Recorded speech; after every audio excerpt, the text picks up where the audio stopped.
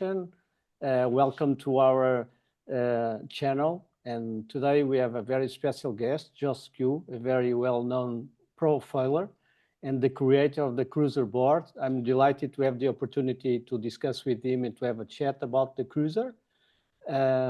So with no further delay, let's dive in. Josh, thank you so much for being here.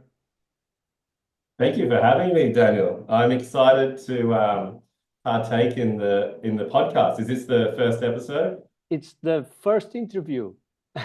Awesome. I feel honored. So Yeah, yeah, that's I'm great. happy to be here. I love talking about foiling, especially foil driving. So Okay. yeah, let's rip into it. Okay. So I know, I guess, well, the community, the file community really knows you well, but I'm curious to make a question. How did you get into the world of file? How did you really start it, filing? I got into foiling through one of my best friends, Perth Standlick. He was foiling really early on, so maybe like 6, 7 years ago. He was like one of the first guys with like Bennett's, and they were riding like Go foil and like really old style foils. And I was a surfer who looked at it and said, "That looks lame. Like, I'm not interested in doing that." I kind of seen it as maybe like a little bit like sup surfing. I just had a chip on my shoulder where I was this cool surfer guy and I just didn't want anything to do with these like fads or whatever. However, I live in Sydney, which is like one of the busiest cities in Australia, and Yeah. we have like a really big surf culture here. So there's so many surfers and there's only limited amount of waves. And for 80% of the year, we have, for Australian standards, pretty shitty waves. Like I've traveled a lot now and I've realized how fortunate we are in Australia where we actually have really good waves a lot of the time compared to other places.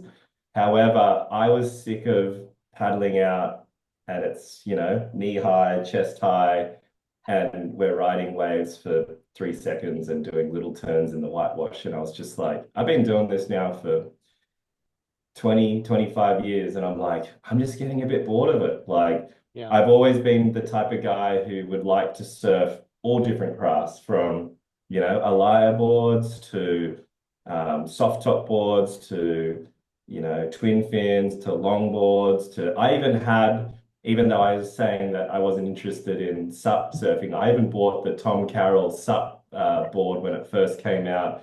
And, I rode it, I think, 3 times and I was like, oh, this is not for me. But like, I was open to trying new things that connected me to the ocean and surfing. So, yeah, foiling came along by my friend Perth, who was, he's very naturally talented. He used to be a professional surfer. He gravitated to foiling. I think the story is similar to mine. He had accomplished pretty much everything you could in surfing. And he's just a waterman where he wanted to try more and more things. So he got into foiling really early. He's like a really good friend of Bennett's as well. I think they used to compete together on the surf tour. And yeah, he just was really good at it. And he caught my eye because he was like kind of telling me, you have to get into it. And I was like, nah, I'm not interested. Like, I was chasing big waves back then and I was like, I just want to, chase big swells and stuff. But he was out there every day having fun because there's always something to do on the foil. And and then yeah, it just got to the point where I was like, I'm not surfing because the waves are never good. So I was like, all right. So he gave us a lesson.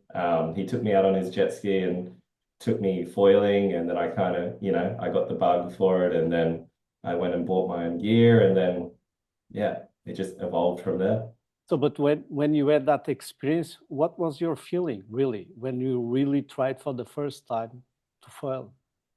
Okay, so when I tried for the very first time, I was actually in Namotu in Fiji, and that Yeah. was maybe 10 years ago. All right. And I tried it and I did a taco where I hit the foil, and straight away I said, this is not for me. I'm not hurting myself for this stupid foil thing. And like I very much just like had this I was just like, no, it's not for me. Like, Mm. I don't want to, yeah, I don't want to do this because I was maybe not willing to learn. So that was yeah, that was a while before Perth kind of introduced it back to me. But then he took me out, and I think the gear was better that he taught me on, and teaching me behind a jet ski. I think he was just, yeah, he knew how to teach someone who didn't know how to do it. So I had a really good experience the second time. Okay. I have a lot of jet ski experience because I did a lot of tow surfing, so I knew how to pull myself up on the rope. So I pulled myself up on the rope, and then I got the flight, and I was managing the pitch height and wobbling around and stuff, but I was getting it just holding onto the jet ski. And then he was whipping me into like these tiny, like knee-high waves. And I was letting go of the rope and I was riding the swells to the beach. And I was like, oh my God, this is amazing. Like, knee-high waves. And I was like, wow, like this is crazy. I'm going so fast. Like, you don't hear any friction on the water. You're just Yeah. gliding. And then I was just hooked. Like honestly, the feeling of that flying was just like, and the speed was addictive because I think for me, coming from a surfing background where I love chasing big waves, it was always the thrill of going fast or taking a big drop. And I got that feeling from a knee-high wave on a foil. So I was like, okay, give me some more of this. So you were convinced since then. Fully convinced. I was still dabbling in my other hobbies. Like I was still surfing when the swell got big. And Okay. I also, another one of my passions was spearfishing, and I was still spearfishing a lot. But the more and more I got better at foiling, the less and less I did of the other things. And Okay. now I pretty much don't surf or spearfish anymore because any spare moment that I've got to go in the water, I'll take my foil. Okay. And Yeah. tell me, I mean, do you remember the first time you heard about foil drive? What was the first thought you had when you heard about foil assist? Exact same thing of when I heard of foiling. I go, this looks lame.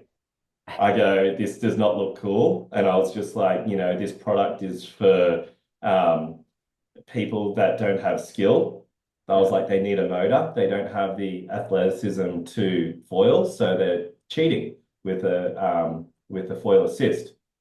And this was well before the Gen 2 was out. So, I was looking at the system, sorry, foil drive. I'm talking down, but I'm just being honest, I'm being honest with you, Daniel. Good, good. And they know that because I met them maybe 3 times before the Gen 2 came because, I love meeting people and I'm never gonna badmouth anyone or anything. But internally, I just said, this is not for me. You know, Yeah. in my I'm in my early 30s. I see myself as an athlete, and I just go, that product's not for me. But good on them, like they're doing well. They've opened up foiling for a different demographic than me. And I would see them at a lot of events, and we'd always have good rapport. They're Australians as well, and I just got along with them really well, especially like Caitlin and Ben and Paul, because there was just them back then and just got along with them. I'd always catch up with them when I'm at the events and they're, oh, how are you going? And they'll be like, come on, you got to try it. And I'm like, yeah, yeah, no, I'll try it. But, I was busy proning or supping or winging. And I was just like, oh, I'll get on it one day. I'll get on it one day. And Ben always told me, he goes, I like, he liked me, but he goes, and he already had Gen 2 in his head and he knew it was coming. And he goes, I don't want to introduce foil drive to Josh until this Gen 2 comes. And Right. then as soon as Gen 2 came, he called me and he was like, Josh, what's going on? And he's like, what are you doing on this date? And it was the day that James shot. Do you remember the Gen 2 marketing where it was Yeah. James on that big Yeah. wave? Yeah. He wanted me to be on that shoot as well. And I think, unfortunately, I was away on that day because he was like, I really want you to shoot with James this new product. And then I was just like, yeah, I'm super keen. Like I do want to get involved. But yeah, I was just away that day. So I missed that initial marketing content of Mm, that big, that it was mesmerizing watching James on that big wave. And I was just like, okay, now I want a foil drive. This looks good. Like that talked to me because I yeah. was just like, I'm seeing the product used in a different way to how I've seen it before. And it looked more streamlined. Like I aesthetically, it made more sense to me. Not saying that the old system didn't make sense because I did end up trying it one day at I think it was Hood River a couple of years Mm, ago. mm. They Dominic put me on the original one, and yeah, I think I had a humbling experience because I was like, "Whoa, this is hard."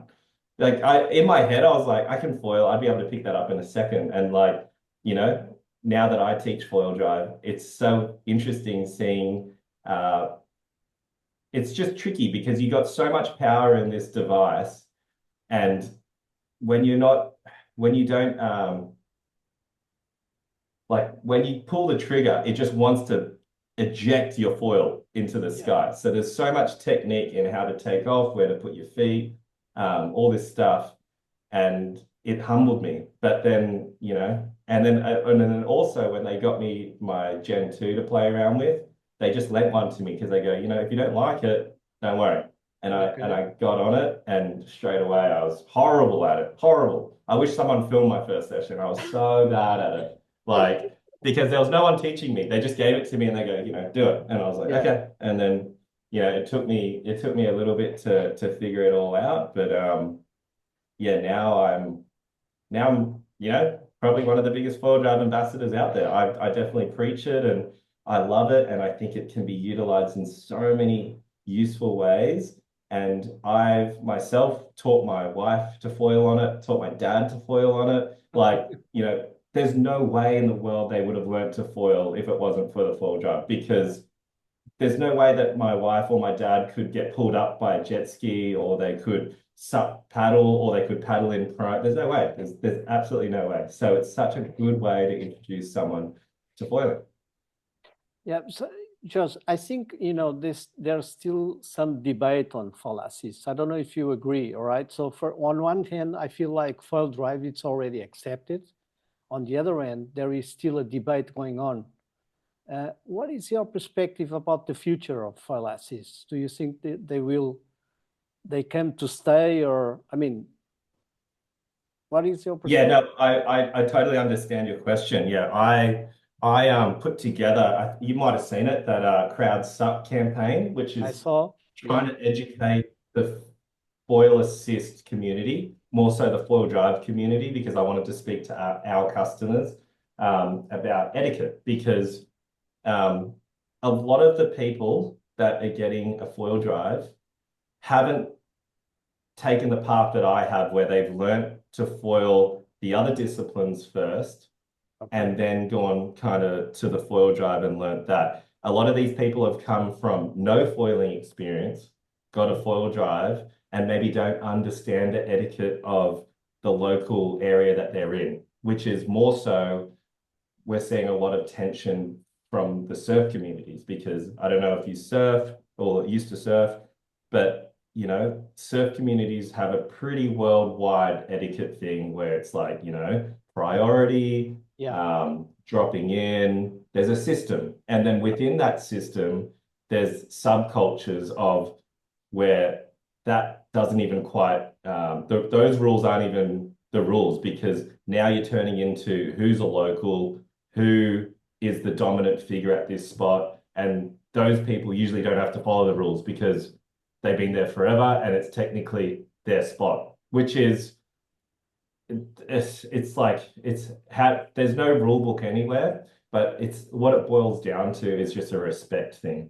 And everyone that's going into the water is going into the water to get their fix of, the energy from the ocean or whatever, whether that's going for a swim, they just want to go for a swim in the shore break, they want to start their day doing that, or if they want to paddle out and get, 4 waves on their longboard, Yeah. or if you've got a prone foiler who wants to go out there and, they might catch a few waves and link a few waves, or you've got the foil drive guy who is on foil for an hour because when they're not foiling, they're motoring. So they're just like, they're always on their feet.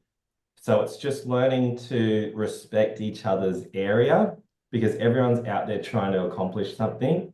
And even if they're not trying to accomplish something, like they just want to go on the water, you have to be respectful that you're not intruding in that person's personal space and ruining their experience in the water because the water is for everyone. The water isn't just for, the surfer who's been there the longest. It's for everyone. Even though they might think that they're privileged that it is their spot, it's not. They don't own the land. So what it really boils down to is a super respectful environment. And, you have to be honest with yourself. If you don't really have much foil drive experience or you're not really that good of a foiler, you probably shouldn't be in the area where the other water users are. Maybe find your own spot away from people, or maybe you should learn in more of a flat water environment until your skills get better and you're more confident in catching waves.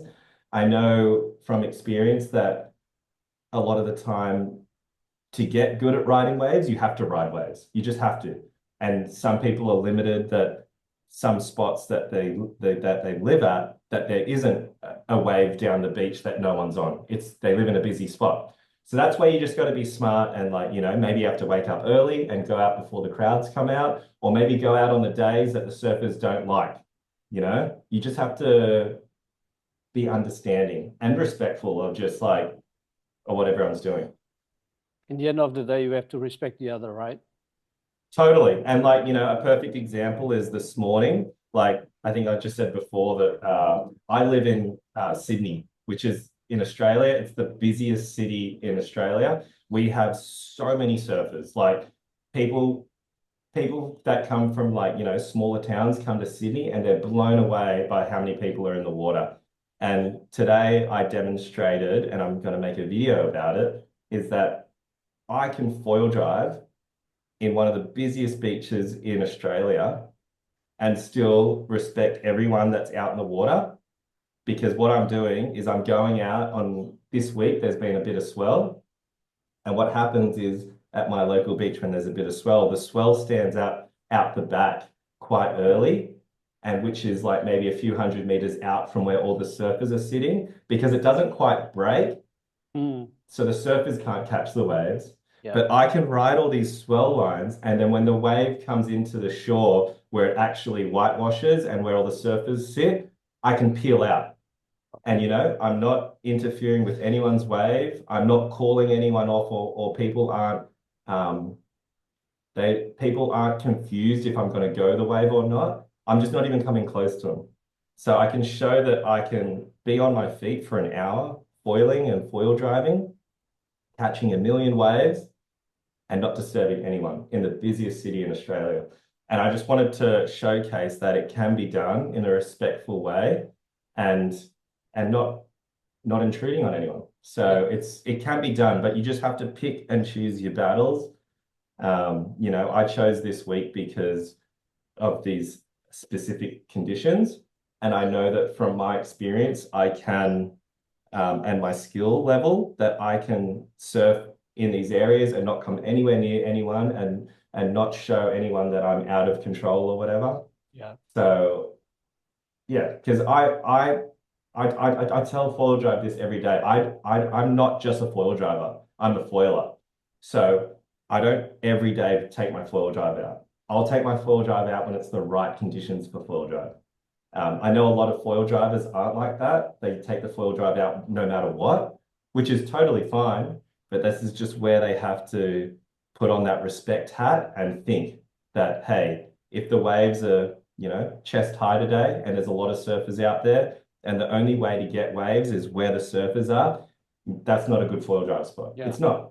And unfortunately, maybe you could still utilize those swells that are breaking further out from the spot, but maybe you got to put on a bigger high aspect foil and just ride the swell lines until it gets to that area and then peel out. But you can't ride where the other surfers are and interfere, because in my opinion, it's not fair, because we have an advantage.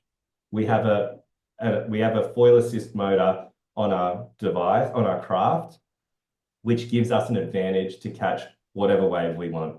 versus the other water users, which are majority surfers, they have to paddle. And, they take priority when it comes to waiting their turn for a wave because we can catch whatever wave we want. Yeah. So it's really important to respect the other and to understand the conditions, right? So, but Josh, let me ask you, let's dive on the Kruzer board.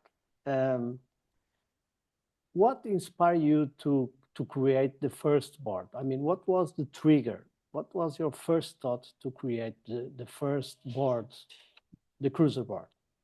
Okay. So I was very fortunate where I had ridden a lot of foil boards. The first few foil boards that I got all these different brands because I was trying to figure out, what worked for me. But what I found was there was a trend of all these boards that ranged from 4 foot to about 4'8". And I was thinking, why are these boards so small? Like, what's the benefit of this? Like, and because you only learn from experience, I started getting boards that were a little bit bigger, and then it turned into this mid-length where it started going into that 5'4" region. And I was like, okay, so now with the longer board, and it's more like a surfboard pretty much, Yeah.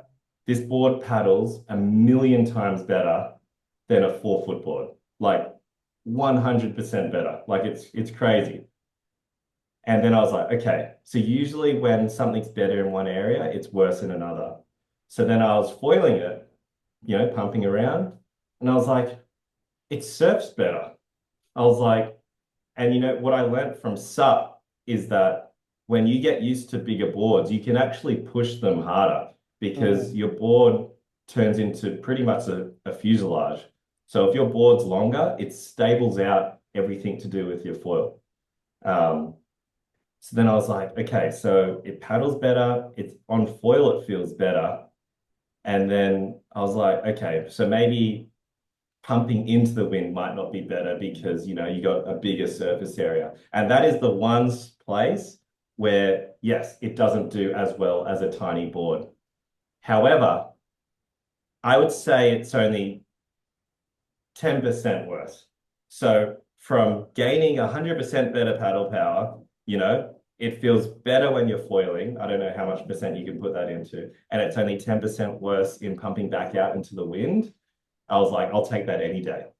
And what I found as well is that with this extra surface area, I was becoming more aggressive in the surf zone because when you've got a bigger surface area, you can hit white water and then you can kind of ride out of the white water because you have technically a surfboard now, like a bigger board.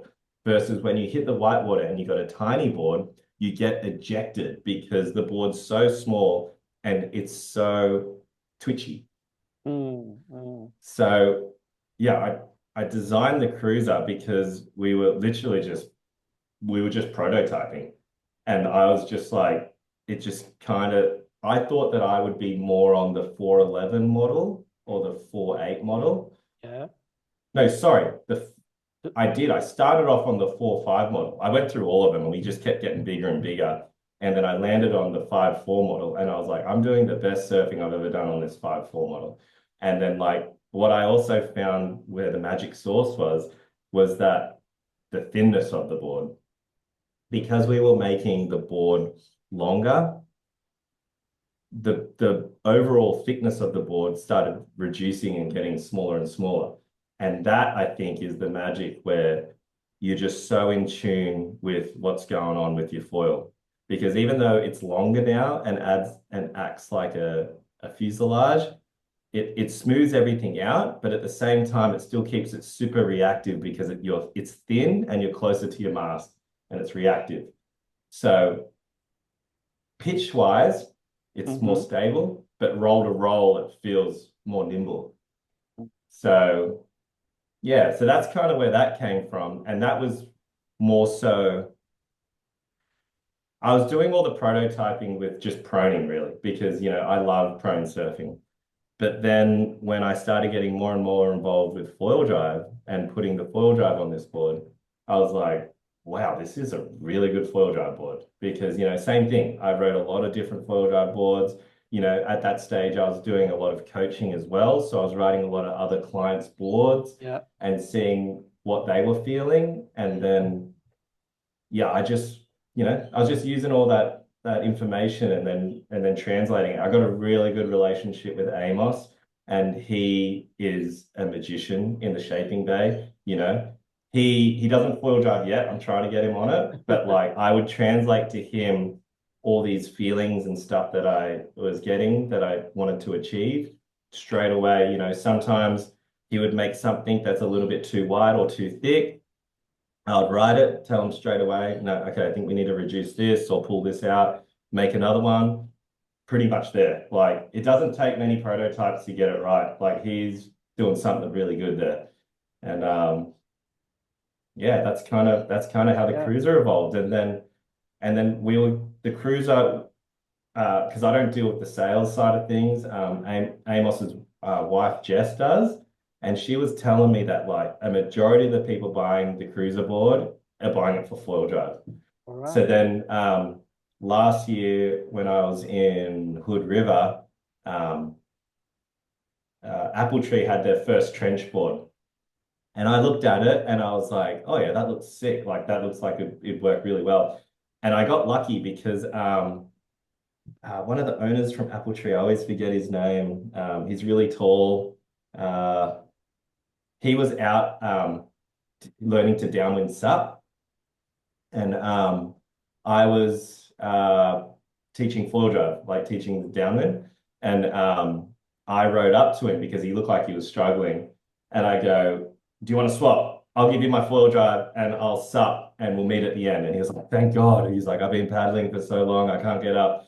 So then that was the first time I met him. I'm trying to remember his name. I think it's like yeah, I'll figure it Yeah. out later. But we Yeah. got to the end and he was like super thankful. He was like, "Thank you so much." And then he showed me in the back of his truck the new trench board. And I was like, "Oh," and he was like, "This is actually Paul Martin's board.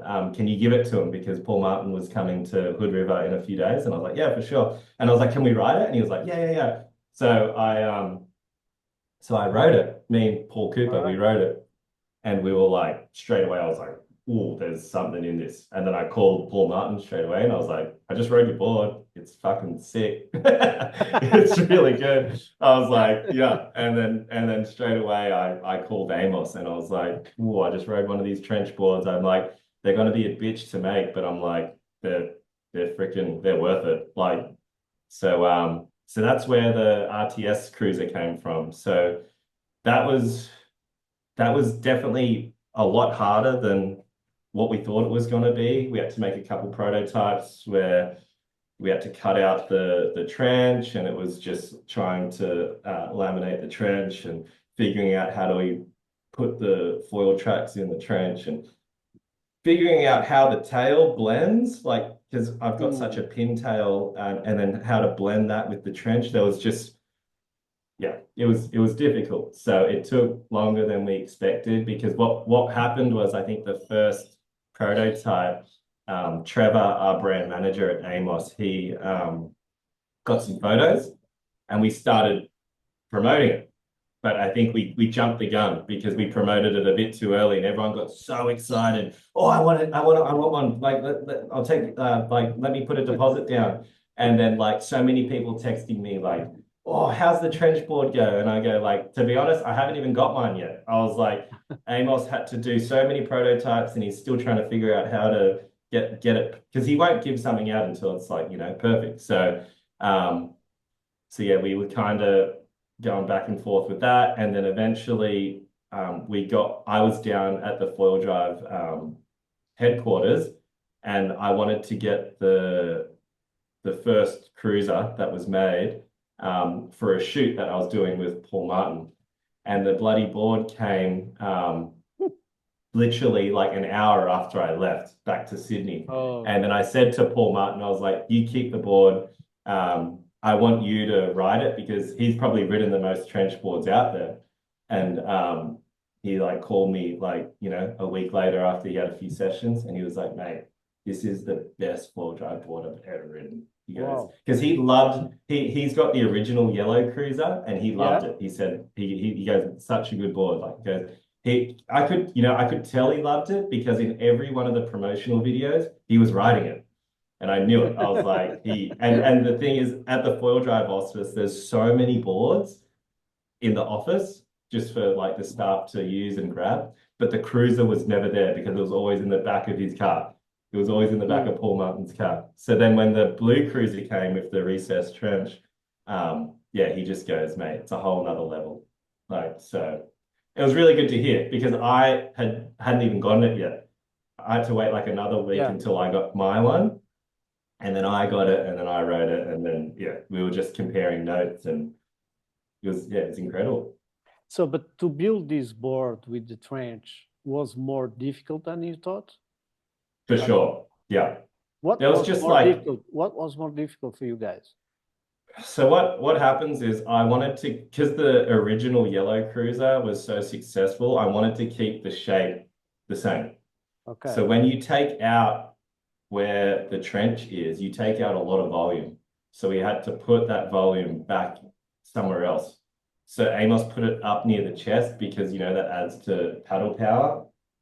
And the the tail, the way it blends, because of the trench, it was just there was just a lot of different design things that he's never even done before because it was like whenever you ever had to take out such a big channel and it was like trying to figure out the best way to do this in a production style way where we're making a lot of them. You could easily get the router out and make a trench, but it's not very time efficient. And it was trying to figure out, do we make a mold or do we do this or that? And then also just the whole way of doing the vac bag around it. And there was just, yeah, it's just because it's so unique, it was just like a lot of a lot of steps to trying to figure out how to do it in an efficient way because yeah, he's got so many orders now. And we knew that it was going to be popular, so we wanted to make sure that we were making it A, at the quality that an Amos board is, which is the best quality out there, and B, make it like time efficient where you're not spending days on one board, We Yeah. want to make it so we can get them out there, but like still got the quality. Yeah. So, but tell me, there is, I mean, this RCT system, right? So, do you think it's only about pros or there are pros and cons? The Advantages and which disadvantages. Do you think there are things that it's not so good to have a trench board, or do you think it's always better to have a trench board when you fall drive at least? Oh, so definitely there's like what you said, there's definitely like there's goods and bads. Like Okay, yeah, so the number one question we were getting before I made that informational video is how hard is it to change a battery? yeah, I heard And about that. and like it is. It's definitely harder than if you've just got a regular board. Yeah, Because like you've had the regular board, you just undo yeah, the latches, take the battery out, put it back in. With the trench, because it's hidden in the board now, you have to undo the 4 bolts, take it out, put the new battery in. It's another step. But, and this is what I try to make clear in the video, if you're buying this board because all you do is foil drive, or you want, or you have a dedicated setup that is just for foil drive, like you're getting it because you want the most out of your foil drive, right? You don't buy an integrated mask because you're just like dabbling with foil drive. You buy an integrated mask because they're so expensive because you want that 10% more efficiency, right? yeah, So you buy a dedicated foil drive trench board because you want that 20% more efficiency. So you're just getting more and more and more, but it always comes at a cost where, okay, with the foil drive integrated mask, there is no yeah, flaws. It's actually better in every way. However, with the board, yes, it's 20% more efficient when you're foiling and all this stuff. However, it takes 1 more minute to change a battery. Um, that's in my head, that's not that much of a loss because you're not losing it when you're out in the water. it's yeah, you have to come in and you have to take 1 more minute while you're on the land to change the battery and go back out. But for me, that's not too much of a loss. I really find, it was funny to see your video about changing battery because I find some kind of irony. You were saying like, okay, so you are going to change battery, have a glass of water or wherever. So kind of you are spending 2 or 3 minutes only. What is 2 or 3 minutes, in your life to change the battery? Yeah. So it Yeah. was a kind of it's like, I think you were saying it's about giving, performance instead of changing battery. Yes. Yeah. It's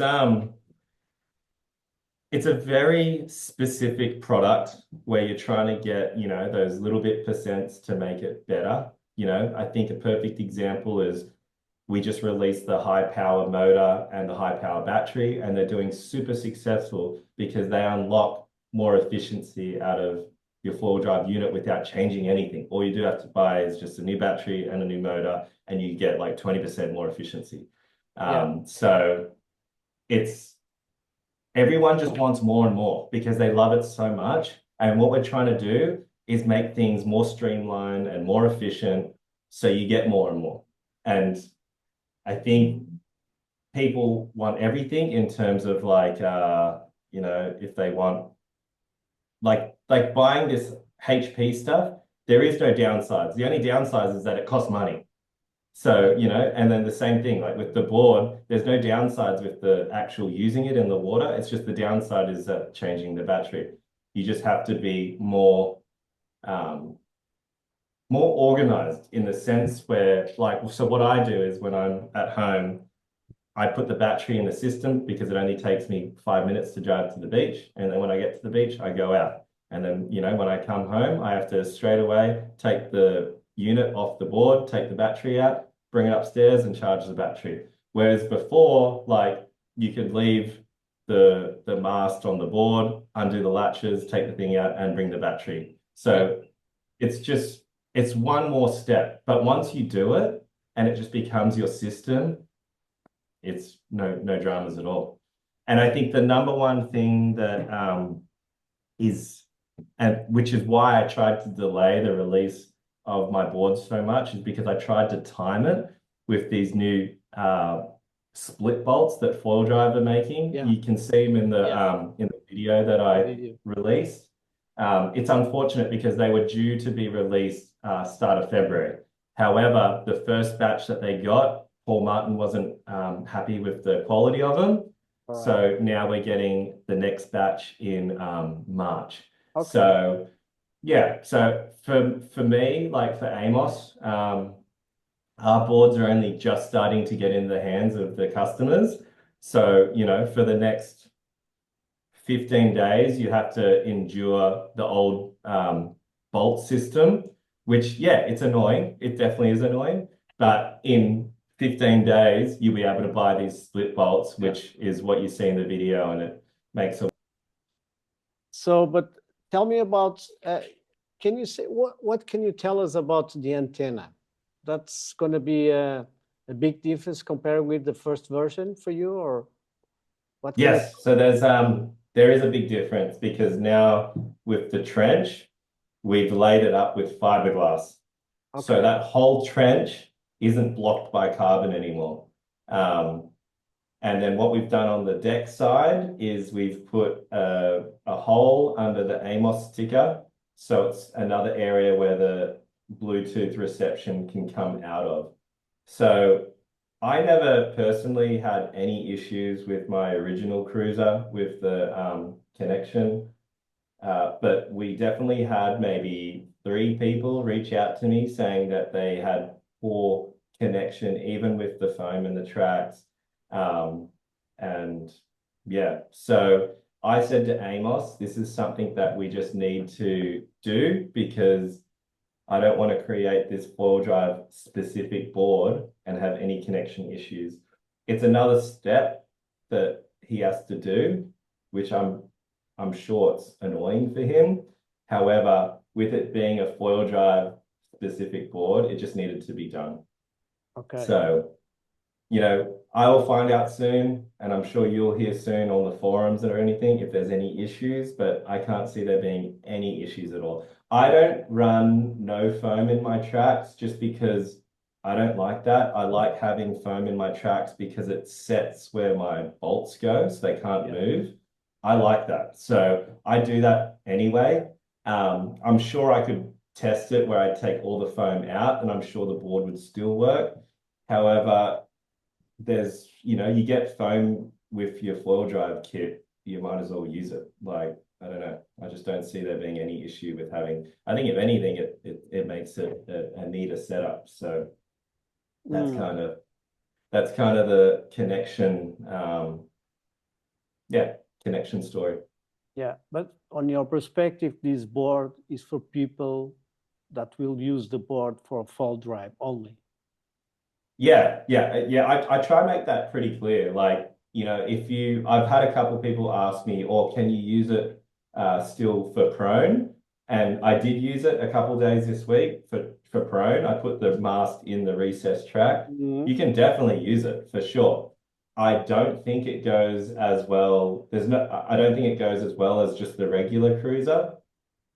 And if you're a person who still likes to prone a lot and foil drive, I recommend getting the original Cruiser over the RTS. It's Okay. cheaper and it's more usable for both. However, if you just foil drive, definitely the foil drive Cruiser is better than the original Cruiser.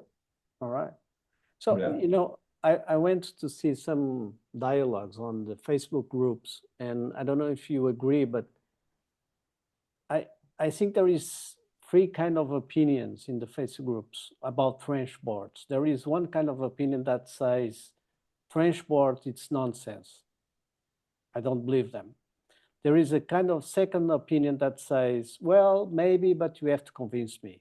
I'm not sure yet. And the third kind of opinion, it's like I'm already using a trench board and I will never get back again to the normal board when I fall drive. Mhm. So there is still a ongoing debate. Is this your sense that this makes sense to you? I mean, what is your opinion about that? Oh, it totally makes sense to me because I think all the people that are there's so many different customers. Like I work in marketing for Four Drive, and there's so many different customers. There's the type of customer who whatever new comes out, they'll just buy because they always want the newest, best stuff.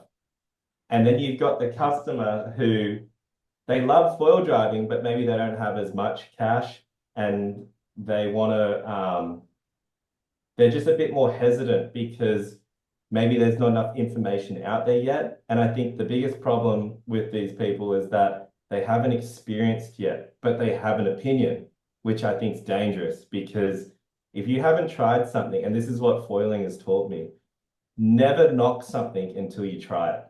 Because there's been so many times where I was like, that won't work. But then I try it and I have to eat my words because I'm like, oh, wow, it did work. I definitely Yeah. didn't think it would. However, I think that's where those forums and those Facebook groups can be dangerous because I can guarantee a lot of the people that have those strong opinions, um, A, probably don't even know what they're talking about, or B, they haven't even tried it. They've just heard it from another forum that someone else said that, and they're just spreading the message because that's why I try, it is my job to monitor all that stuff and see what the trends are or what people are talking about so we can create good marketing material. However, a lot of the times I just let um, them do their own thing and create their own conversations. And then maybe here or there, I might chime in and tell them my opinion. Not saying I know everything. I definitely don't know anything, but I just talk from my experience. And I did see that Facebook post. I think the one that you're talking about the other day. Someone goes, "I think trench boards are a load of bullshit." And Yes. then he goes, I haven't rode one, but I Yeah. just can't see it working. And then there was like 50 comments, and someone goes, you just already answered your own question. You said you've never ridden one, so how would you know? Like, and then someone said under it, I've got a trench board, I'll never go back to a normal board. Like, Yeah. it's just, it's interesting. But yeah, it's the that's why I'm happy that I did it the way that we did. We created the original Kruzer, which I think is the best all-round board. And then because we found that so many people were buying that board just for four-wheel drive, I was like, well, let's make a board that's specific for four-wheel drive for those type of people. And I'm not trying to sell the Kruzer RTS to people that don't four-wheel drive. I say in that informational video that this board is for you if you four-wheel drive. And yeah. So beyond the trench boards and foil drive, I mean, just one last question, Josh. How do you see this sport in the future? We're already seeing it develop in the sense where there's competition, there's races. I hope that whichever direction it goes, I hope that the community still stays super supportive because I think that's one of the coolest things with foiling and I think everyone bonds together. Like whenever I see another foiler at the beach, I'm so happy to see them. I always ask them, well, what are you riding? Or what have you been up to? What are you doing? Versus surfing, when I paddle out at the beach, and there's a million surfers, a lot of the time, someone, if you look at them, will look away. They don't want to talk to you, you know? And like, I just don't understand that culture, but it's everywhere. And I just hope that foiling doesn't go like that. I hope we all are super supportive of everything we're doing. And yeah, that's kind of just where I think foiling is going. I hope it's going in a really nice direction. Well, that's a very nice way to finish our conversation, I would say, Josh. It's kind of, Mm, yeah, have a nice culture, respect the other, and be a good community. yeah. I honestly don't think it's ever going to get as popular as surfing Yeah, because it's too hard for the average person. Not too hard, the learning curve is too long yeah, versus like if you surf, you can learn to stand up on a wave like relatively pretty quick versus like if you're trying to learn to surf on a foil board, there's a lot of fails before you get there. yeah, And a lot of people just don't have that patience. yeah. They don't want to endure that much hardship. They want to just get a quick fix and yeah. So I think It's a it's going to long, stay. I it's a think it's long going to stay. journey. It It's a is a long long journey. journey, but I think a lot of people forget that it's about the journey, not where you finish, because Yeah, the journey is what the most exciting part. If you were the best in the world in the first day, I can guarantee you'd be bored of it, and then you'd move on to the next thing. yeah. So it's like it's exciting. Like for me, I love yeah, I love getting up early, going out there, working on a new skill. The next day, like you can see the little bit of gains that you've made and working on the next skill. And it's just always like, yeah, it's exciting. Josh, thank you so much for this time. It was really good to have a chat with you about the cruiser, about the foiling world. I hope we can talk another time. Yeah, for sure. No, it's been a pleasure. Thank you so much. Thank you so much. See you soon then. All right. See you, Daniel. Bye. Bye.